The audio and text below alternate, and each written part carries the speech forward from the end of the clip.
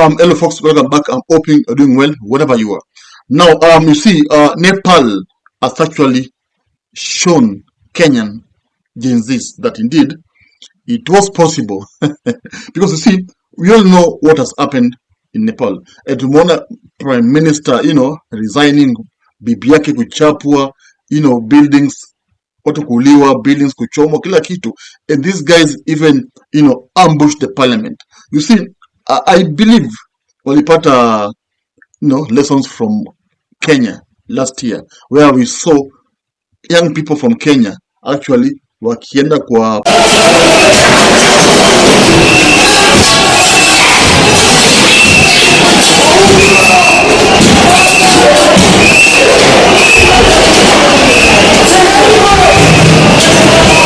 parliament na wakichoma kila kitu na kila kitu, and of course the world was shocked because hii issue ili trend mpaka CNN, the point whereby William Ruto ali panic, and I heard that at the time this guy just took a chopper akaenda Sugoi. He was just watching kwa TV what was happening because he knew that his days had come. Because we have a constitution in place, dear people, right? Yes. If you want Ruto to go, please, my simple advice to you, look for a better plan. Convince the people of Kenya that you have a better plan. This one of mine has created 250,000 jobs in the housing sector. Look for one that creates 500,000. This one of mine, I have brought down the cost of unga from 240 to 160. Look for one that brings it to 50. Violence will not. Anarchy will not. It will not sort out our country. Let us not fool ourselves. So, let's be honest to one another. I have listened to what these people are saying. So, if you want Ruto to go, please do the honorable thing, Develop a better plan than the one I have. Yes. The one that creates more jobs than the one I have. The one that brings down the cost of living than the one I have.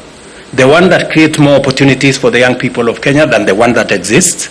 Do not tell us that you hate so-and-so. This one must go. That one must have this term or the other. And you have no strategy. To leave Statehouse. So, you see, this, what happened in Nepal has now ignited Gen Z's hunger. Ni kama imeamsha tena.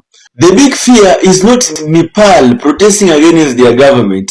The big fear is the Kenyan Gen Z taking notes on what is happening in Nepal. Because tunajua you are number one in the whole world ikifikia ni story ya protest. Hakuna country shai protest kama Kenya. Now Nepal wamekuja wametu overtake. Now Nepal is the leading, then Kenya is number 2 worldwide. And Kenya we never hatujai kuwa admit tuko number 2. We are always number 1. So I fear so much kwamba Kenyan Gen Z next time wakienda kwa street they want to do more than what Nepal did. Because they are taking notes, and that is my fear. Yes, and I'm also looking forward to see how Nepal is going to recover the loss. Because right now they're in financial crisis, and I am looking forward to see how that country is going to recover that loss. Yes. Hey. And now I'm seeing online, Gen Z calling themselves, for a meeting. Wanasema kwamba they need to actually start the revolution again. But you see, the only problem with Kenya Gen Zs, I don't know, but it's like their people betray them. Yeah, people betray them. For example, we saw someone like Kasamuel. Kasamuel was like their leader, the Gen Z leader. But what came out, he joined the government, and of course he was perceived as a traitor. Though I don't know whether that's a traitor, because alisema kwamba amejoin ODM because he is having ambitions of a politician. Of course, that is his right. But now, what killed the movement against it? Because they lacked, let me say direction. Huh? In any movement, you need to have a leader who tells you today you're doing this, tomorrow that. And I think up in Nepal, they're having a leader who is actually telling them, on Monday, we guys are going to do this, we're going to do that. I think that's the difference between. That's what we see now. Ruto was actually urging the Gen Zs to come up with a leader. No leader, wow, I'm faced. Of course, this was a move to actually silence the Gen Zs because Ruto wanted to know the leader and know what would have happened to that guy. Either angeenda kotini ama angepotezwa. Who are sponsoring, those who are marketing, those who are orchestrating this violence, they cannot continue to be faceless. They cannot continue to be nameless. They cannot continue to be formless.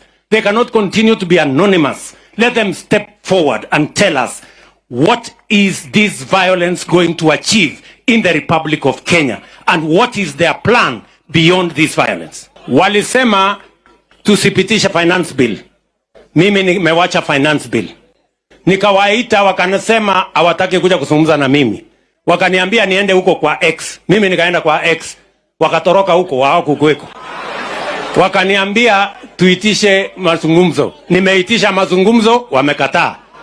Nimewaambia wanaendelea kusema wao ni faceless, wao ni formless, sijui wako nini. Mimi nimewaambia sasa, my friends, I have given a chance to everybody to say whatever they want.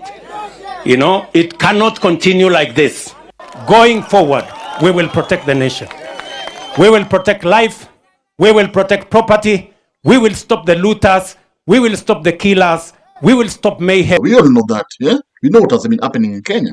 So, also, there's a big advantage of Kenyan Gen Zs not having a leader. A big advantage, because not having a leader makes the government confused to the point whereby they don't know who to attack or who to take to court.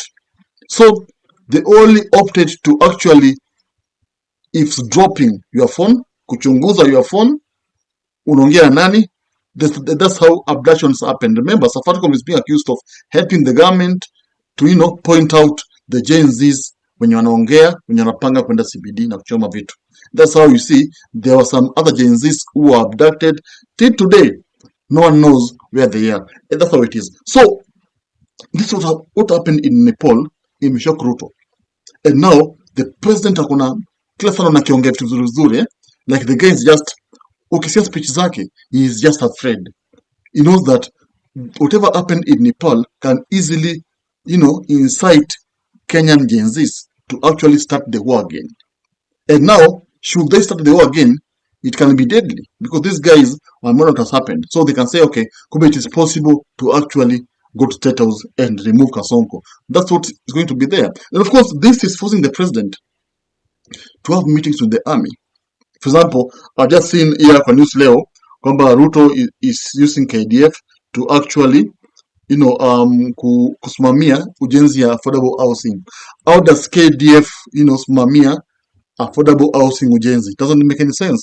But now this is a way of trying to, bring close the KDF. And remember, he removed the lunch. I think he loved to return that lunch. He said that for KDF to eat lunch, lazima walipe.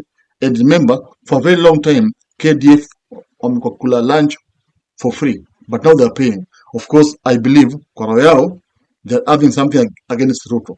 So, what I want us to discuss here is that, do you believe that William Ruto is actually planning to use KDF to actually stop the Gen Z revolution? Because it is now evident that the revolution can come at any given time. It can come back again. Very soon you'll be seeing, post on Twitter trying to say that, Monday, Monday ni Monday, ama Thursday. That's how they organize their demos. And what happened in Nepal is actually a true indication that Kenyan Gen Zs are actually going to ignite their movement. And now Ruto will have to use the army to actually quell the anger, because even in Nepal we have seen the army actually shooting over 50 people, army plus the police. yeah, shooting over 50. No, you see, if you get a point whereby the president or prime minister is being attacked, now the army will have to intervene. That's how it is. Huh?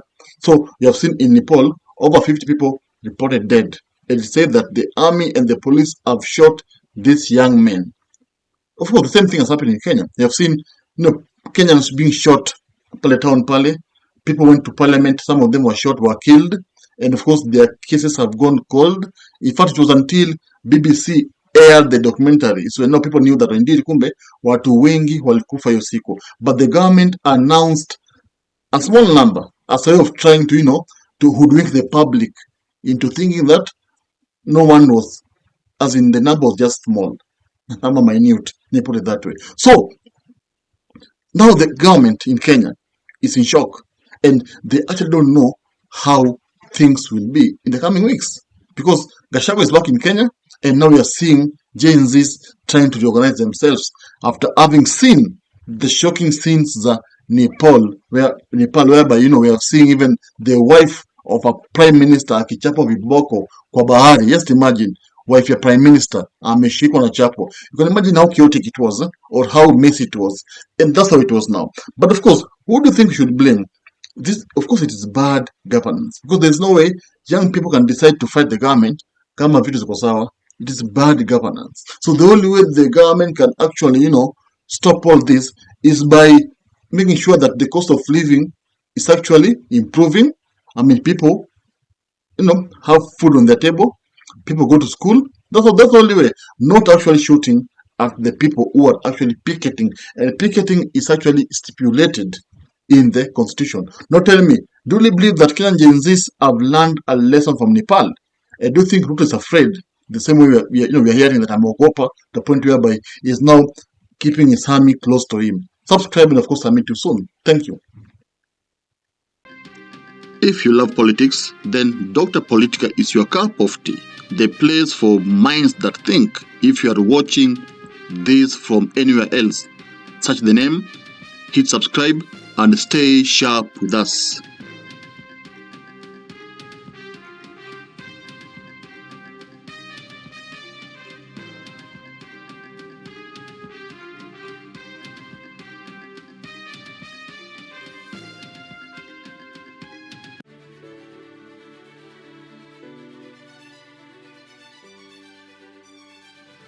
Thank you for making Dr. Politica your home for fearless political truth. Every view, every like, every share fuels the fire behind the hours of research, filming, and editing we pour into each episode. By showing up consistently, you don't just support a channel, you empower a voice. In a world ruled by headlines, spin, and power games, you remind us that real people still care about real facts. We are here to inform, inspire, and ignite critical thinking, not just for today, but for generations to come. You are not just a viewer, you are the reason this platform exists.